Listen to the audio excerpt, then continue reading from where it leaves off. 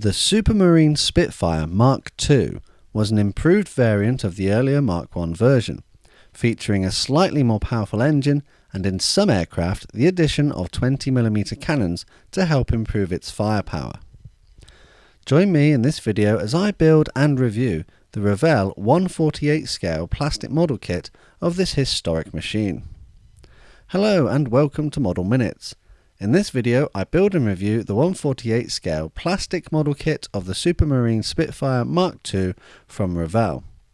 This model was chosen by you, the community, as it won a poll with just over a third of the votes to be one of my next builds.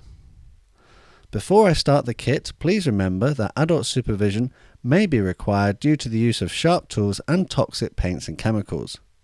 Revell recommends this kit to those aged 10 years and older.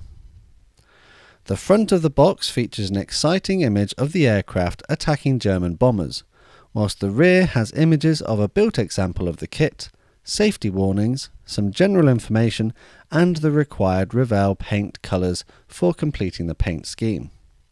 I will be using humbrol colours, so will convert the paints to the closest version I can. Inside the box you'll find all the parts of the kit. This includes a safety warning sheet, which is often wrapped around the decals to help protect them. The decals consist of a small sheet which are well printed and seem to be to the usual standard for more recent releases from this manufacturer. I had hoped to see more decals, seeing as this is a larger scale model than I normally build, and was a little disappointed that there were so few. The instructions come in an A4 booklet and are well printed, featuring full colour exploded diagrams which are easy to follow. This extends to the painting and decal placement at the end of the booklet, which helps clarify the correct paint scheme. The model components are contained within a plastic bag and consist of a small clear sprue holding the cockpit canopy and 3 larger light grey plastic sprues which hold the rest of the parts. The parts of the aircraft are well moulded, with little to no flash being present, but I was disappointed that it was lacking in detail in places and some parts being overly simple for a kit of this scale. Having done some research into the history of this kit, this particular version dates back to 2016, which is when the decals and paint scheme were released. The tooling for the kit was first manufactured in 1978, however, and this makes sense seeing as the parts are not up to the standard you'd expect from more modern kits. The first thing I did with my kit was to give all the plastic parts a clean in warm soapy water. Washing the parts will help ensure that any oil or grease left over from the moulding process is removed. Clean parts will allow paints and cements to stick to the surface better. Whilst the parts were drying, I went through the instructions and wrote on the alternative humbrol paint numbers I was going to use.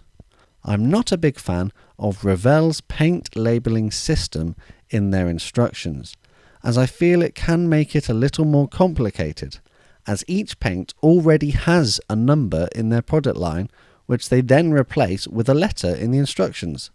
I find that I have to flick back and forwards in the instructions to remind myself that paint A is black and that B is green, for example. Writing my own numbers on will help avoid any confusion. The first step in the construction of this kit was that of the cockpit components. I removed the pilot seat, bulkhead, control panel, pedals and control column parts from their sprue and cleaned up any burrs with a nail file. I'm using Tamiya extra thin cement throughout this build as it has a good flow and bonding properties. Small amounts of cement was then brushed onto the bonding surfaces of the parts, and the parts held together in the correct position until the cement had set hard. The cockpit assembly can be a little fiddly, so some tweezers could be a useful tool to help hold and position the parts at this stage. Prior to cementing all the cockpit parts together, I painted them their correct colours. I used Humbrol 78 cockpit green matte acrylic for the majority of the internal paint colour and even used it on the wheel wells. Whilst that paint was drying, I noticed that there was a copyright stamp and words moulded into the bottom of the wing component. I found this to be highly infuriating, as it had to be sanded off. Why would Revell mould this on the outside of the kit? Surely it would be better to put it on an internal surface so that this extra work doesn't have to be conducted. Marks off for common sense here, I think. I used a nail file to sand this off to the best of my ability, attempting to avoid removing any moulded detail by accident. I then added the pedals to the cockpit assembly and painted them humbrol acrylic silver number 11. I also used this paint to pick out the gun sight on the control panel. Humbrol 33 matte black acrylic was used to paint the top of the control column and the pilot's headrest. You'll be able to note that I've also painted the seat with humbrol 29 matte earth acrylic. The decal for the control panel was then cut from the decal sheet and soaked in warm water. Humbrol decal fix was brushed onto the control panel and the decal then slid into position.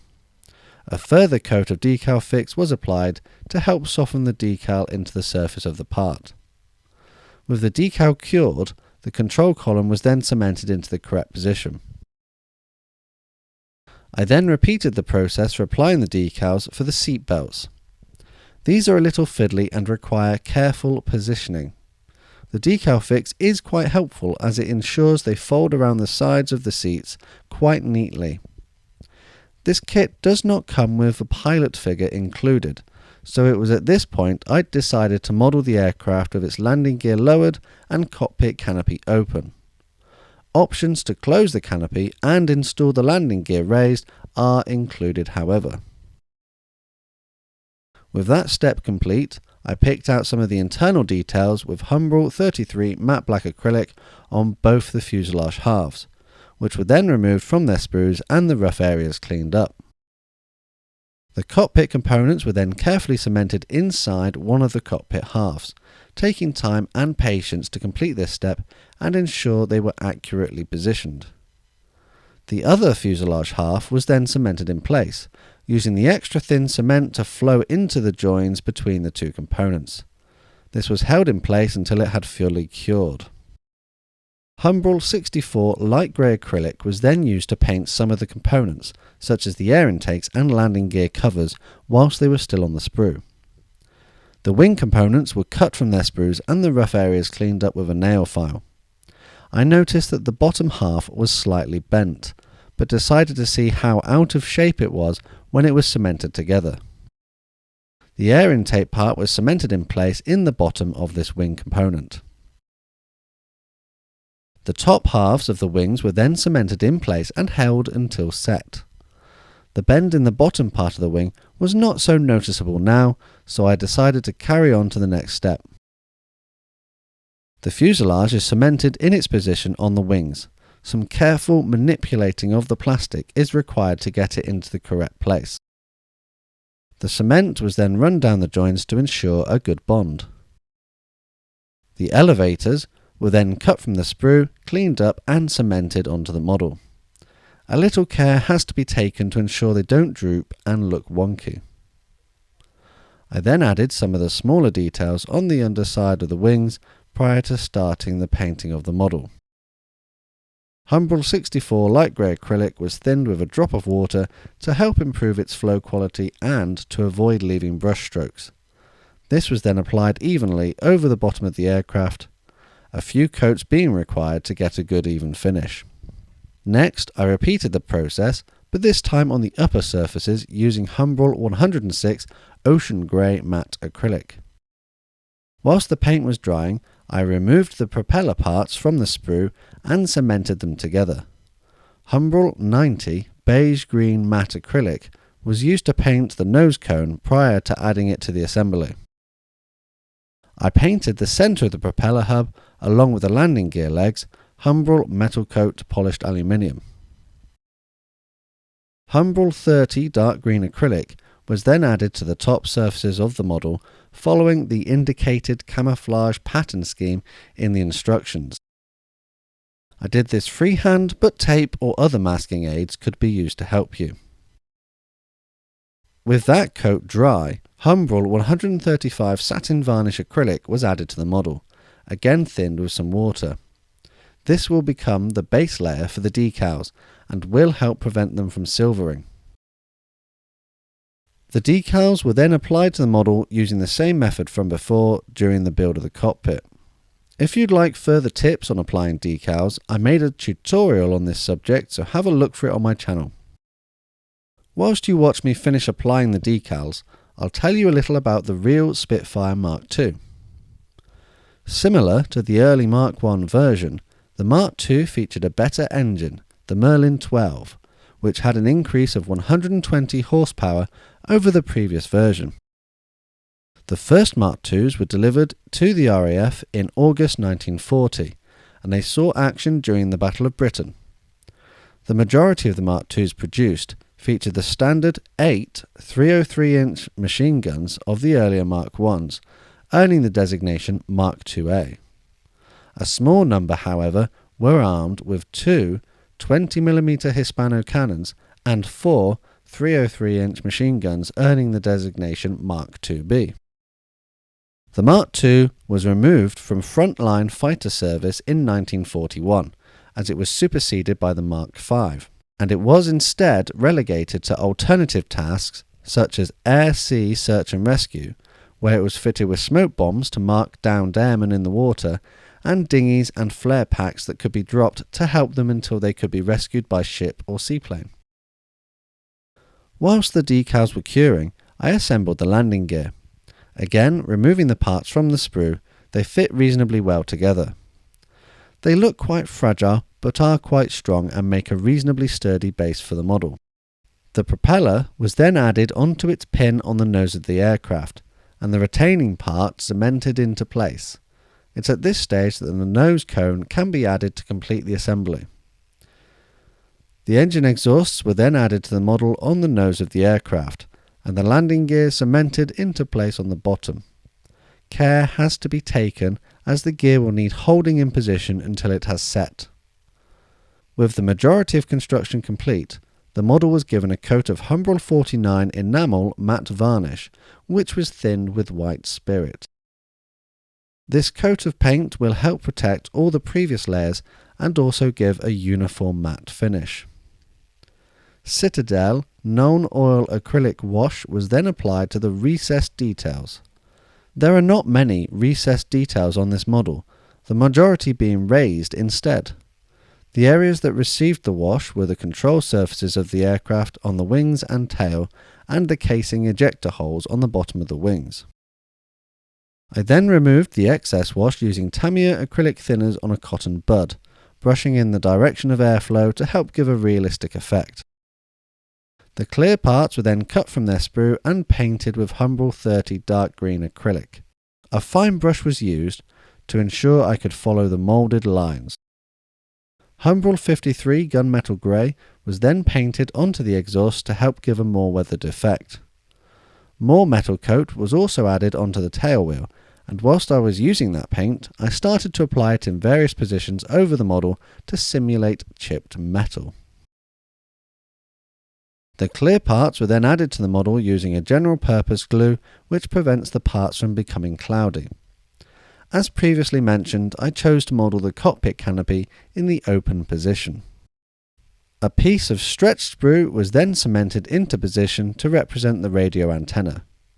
To find out more about how to make stretched sprue, have a look for the tutorial I made on this topic on my channel. I then decided to simulate smoke from the engines and gun ports by dry brushing Humbrol 33 matte black. The paint was removed from the paintbrush on a piece of paper, and then the residual brushed in the direction of the airflow in the correct location, leaving a realistic stain. The final step was to paint the radio wire with Humbrol 53 acrylic gunmetal grey, which would help blend it in with the model. And that's as far as I went with the build of my Revell 1/48 scale Supermarine Spitfire Mk2. So, it's not a bad kit, particularly if you're new to the hobby and looking for something larger to get your teeth into. It's quite easy to assemble, and the detail is reasonable given that it dates back to the 70s. On that note though, It's not up to the standard of the more modern releases, but would make a good basis for some modifications or scratch building. The kit retails for £10 in the United Kingdom at the time this video was made, which I feel is a fair price for this kit. I do think that it's let down by the decals, however, not in their quality, but in their quantity. For the same price in a smaller scale, you can get similar models which feature many more decal options, and even include transfers that represent the various warnings and labels that would be present. I feel that this kit is overall lacking detail for a kit of its scale. At the end of the day, however, I've had fun building this, and it makes a nice change to the smaller scale kits I normally build. It didn't take too long to build, with mine being completed in a couple of days. I'm pretty pleased with the results I've managed to achieve, and it's a reasonable representation of the Supermarine Spitfire Mk2. As always, let me know what you think of my build, techniques and finished model in the comments below. I'm also keen to hear your suggestions as to other kits that you'd like to see me build on my channel, so feel free to post that too. All that's left to say is thanks for watching this video, and don't forget to leave a like if you enjoyed it. Subscribe and click that notification button in order to see more content and help support the channel, and feel free to share this video with your family and friends. Don't forget that you can connect with me on social media. I'm on Twitter, Instagram and Facebook. See you all again next time.